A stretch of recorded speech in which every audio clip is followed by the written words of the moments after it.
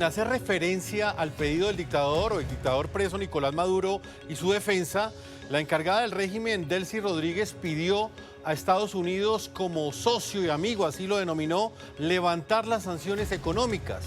Recordemos que durante el discurso de la Unión del pasado martes, el presidente Donald Trump hizo referencia a Venezuela y a ella como una nueva amiga al anunciar la importación de 80 millones de barriles de crudo en el marco de la apertura petrolera de la nación suramericana. Esta petición que hace Delcy Rodríguez la ejecuta o por lo menos la presenta en momentos en los cuales la defensa de Nicolás Maduro en los Estados Unidos está pidiéndole al Departamento de Justicia, específicamente a la Fiscalía, que desestime los cargos en contra del dictador preso, argumentando que las sanciones de la lista OFAC no permiten la financiación de la costosa y suntuosa defensa del abogado del tirano venezolano. Escuchemos lo que dijo la encargada del régimen. Al presidente de los Estados Unidos, Donald Trump. El presidente Trump ayer dijo que era amigo y socio de Venezuela. Y yo celebro y saludo ese concepto que se tenga de Venezuela. Yo espero, y es el sentir de los venezolanos, que como amigos que somos de Estados Unidos y de todos los países del mundo, que ya cese el bloqueo y las sanciones contra Venezuela. Y mucha atención, la defensa del exdictador preso Nicolás Maduro, ya saben, capturado el 3 de enero de este año, recluido hace 54 días en una prisión federal, ha presentado una solicitud formal al Tribunal Federal de Distrito Sur de Nueva York para que se desestimen los cargos o se suspenda el proceso, argumentando, ojo, que las sanciones OFAC, conocidas como lista Clinton, le impiden financiar su defensa pese a esa fortuna multimillonaria con la que cuenta. Claro, recordemos que el abogado Barry Pollack, que es el abogado de Nicolás Maduro y quien fue el abogado de Julian Assange, en una carta le explicó a la juez o le pidió a la juez Alvin Hellerstein, el juez de la Corte del Distrito Sur de Nueva York, que precisamente no tenían esos dineros para pagarle su defensa, argumentando precisamente el bloqueo por la lista OFAC y pidiendo que entonces la defensa la asuma el, según ellos, gobierno de Venezuela. Estamos hablando del régimen ahora en cabeza de Delcy Rodríguez, lo que ha sido interpretado por varios de los representantes de las víctimas de la represión como un acto de cinismo sin límites, poner a las víctimas ahora a pagarle la defensa al victimario, mientras ellos, los que siguen como prisioneros políticos, no tienen cómo contar con una defensa o un abogado privado. Falta un mes para que Nicolás Maduro vuelva a audiencia ante un tribunal en Nueva York, pero el dictador y su defensa, alegando un supuesto limbo financiero que no ha permitido pagar honorarios al jurista, pide eliminar todo el caso planteado por Estados Unidos en su contra, si no autoriza al régimen a correr con los gastos de la defensa.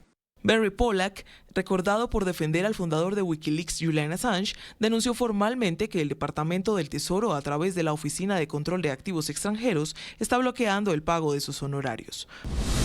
Al no permitir que el gobierno de Venezuela pague los gastos de defensa del señor Maduro, la OFAC está interfiriendo en la capacidad del señor Maduro para contratar a un abogado y, por lo tanto, en su derecho en virtud de la sexta enmienda a un abogado de su elección. La OFAC otorgó inicialmente una licencia el 9 de enero para que el régimen venezolano, ahora bajo tutela de Delcy Rodríguez, pagara la defensa. Sin embargo, la revocó 3 horas después sin dar explicaciones, cerrando el grifo de los fondos públicos venezolanos. Pollack alega que supuestamente Maduro no tiene otros medios para pagar una defensa privada de ese nivel en un juicio histórico de narcotráfico. Y mientras Maduro exige en Manhattan elegir a su abogado, el mejor que el dinero estatal pudiera comprar, en Venezuela su régimen institucionalizó la denegación sistemática de la defensa privada. Tenemos a Rocío San Miguel, a Carlos Julio Rojas, al profesor Tarazona tras la reja. Y los dos primeros sin ni siquiera contar con defensa de confianza. Organizaciones como Foro Penal, en voz de las víctimas, denuncian que son impuestos defensores públicos en contubernio con la Fiscalía del régimen. No nos dicen nada. Y no podemos no podemos ver el expediente. No se puede nombrar abogado privado. honrado. A los perseguidos no se les ha bloqueado una cuenta, sino un derecho humano básico. El crudo espejo de la realidad en los centros de tortura cuenta la historia de una orfandad jurídica para las víctimas. No han permitido durante este tiempo contacto ni con abogados ni con familiares. Posteriormente se les ha negado el derecho a la defensa, imponiéndoles defensor público en contra de su voluntad. Detenciones arbitrarias, audiencias telemáticas sumarias y aislamiento son términos que resumen la doble moral del ex jefe del régimen, que pide respeto por sus derechos de presidiario habiéndolos aniquilado en su propia tierra. El jefe del régimen de Venezuela, Nicolás Maduro, decía hasta hace 2 meses, antes de que lo capturaran y se lo llevaran a Estados Unidos, que no era un magnate, que era un hombre humilde, un obrero al servicio de su patria, de Venezuela. Sin embargo, los reportes judiciales demostraron que el dictador y sus allegados se enriquecieron ilimitadamente, producto del saqueo, el robo al Estado del pueblo venezolano y a las actividades criminales transnacionales, incluido el narcotráfico. Inmuebles, relojes de lujo, yates, vehículos de alta gama, fondo de inversiones, caballos de competencia. Hechos que contrastaban con sus declaraciones. No he sido magnate, no soy magnate, ni quiero riqueza material para mi vida. Tengo una sola cuenta, una cuentica de ahorro donde me depositan mi sueldito de presidente, que no le veo la cara. El mismo que afirmaba ser un humilde obrero del servicio de Venezuela y su círculo cercano, aumentaba su riqueza producto del saqueo, el robo al Estado y al pueblo venezolano bajo su régimen.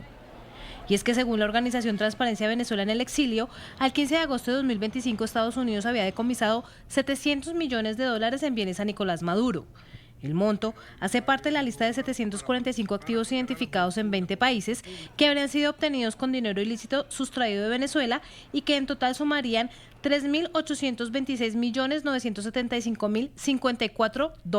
Una fortuna de la que se conoce según la organización de fuentes judiciales y de organismos de control, así como de reportes de prensa, y que solo se centra en los casos que hasta ahora han sido llevados ante la justicia. Lo que revela que mientras miles de venezolanos se enfrentaban a una crisis humanitaria, Maduro se burlaba de ellos. Yo gano 2 petros. Pero a esa platica no le veo la cara, porque cuando la voy a buscar, ya Silita la agarró para comprar unas cositas. O no, o miento, Silita. Yo he cambiado la clave 20 veces, yo no sé cómo ella se entera de la clave. La corrupción y el blanqueo de fondos de Maduro y otros funcionarios del régimen tienen reportes en Estados Unidos, donde hay 335 activos objetos de medidas judiciales, seguidos por España con 235 bienes y Argentina con 58. Otras naciones en las que se registran bienes decomisados que se presume son productos de la corrupción son Suiza con 34, Panamá con 18 y Colombia con 11. En el caso de Suiza, esta semana congeló activos venezolanos por un monto de $880 millones.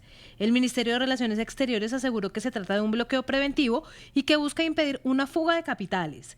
Entre los vinculados figuran la esposa de Maduro, Cilia Flores, su hijo Nicolás Maduro Guerra, el ex canciller y actual diputado de la Asamblea Nacional y legítima Jorge Arreaza, la exministra de Turismo y esposa de Diosdado Cabello, Marleny Contreras Hernández, y algunos exministros. El Consejo Federal quiere garantizar que en la situación actual no se puedan transferir fuera de Suiza los activos adquiridos ilícitamente, en virtud de la Ley Federal sobre el bloqueo y la restitución de activos ilícitos en poder de personas extranjeras políticamente expuestas. Ha decidido, como medida cautelar, bloquear todos los activos que el señor Maduro y otras personas asociadas con él tengan en Suiza. La congelación de activos no afecta a ningún miembro del actual gobierno venezolano. El jefe del régimen y sus allegados incluso han reconocido desfalcos al interior del país, como el de PDVSA Cripto, la compraventa de petróleo sin control administrativo ni garantías, que implicó una pérdida del patrimonio público estimada en $16.960 millones. En 2019 se reveló la investigación de una trama de blanqueo de dinero producto de un fraude contra PDVSA por $4.500 millones, un esquema de corrupción similar que repitieron otros actores en 2014 y 2015 y que en Estados Unidos es conocido como el caso Money Flight.